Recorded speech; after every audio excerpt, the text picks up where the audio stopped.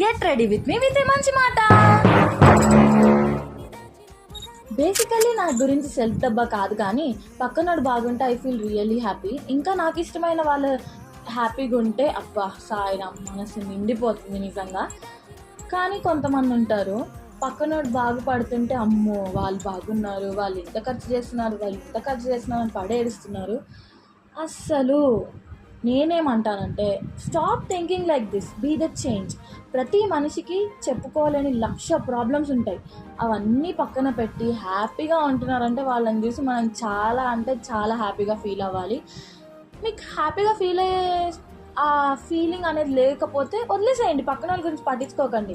కానీ నిజం చెప్తున్నా, ట్రస్ట్ మీ, పక్కన వాళ్ళ హ్యాపీనెస్ చూసి మీరు కూడా వాళ్ళ మంచి కోరుకుంటూ హ్యాపీగా ఉంటే ఆటోమేటిక్గా మన లైఫ్లో హ్యాపీగా ప్రశాంతంగా, మెయిన్లీ ప్రశాంతంగా ఉంటాము. ఒకరు హ్యాపీగా ఉన్నారంటే మనం దాన్ని చూసి చాలా హ్యాపీగా ఫీల్ అవ్వాలి, అంతేగాని వాళ్ళు ఇలా అలా అని ఎప్పుడు అసలు వేరే వాళ్ళ గురించి నెగిటివ్ థాట్స్ అవసరం లేదు. మనం బాగుంటే మన మైండ్ ఫ్రీగా ప్రశాంతంగా ఉంటే ఆటోమేటిక్గా మన లైఫ్ కూడా ప్రశాంతంగా ఉంటుంది. మొత్తానికి నేనైతే ఇలా రెడీ అయ్యాను. సో ఈ లుక్ చూసి ఎలా ఉందో కామెంట్ చేయండి. చిన్నగా సింపుల్గా హెయిర్ స్టైల్ వేసుకున్నాను, నాకు వచ్చినట్టు చీర కట్టుకున్నాను, ఏదో అలా అలా రెడీ అయ్యాను.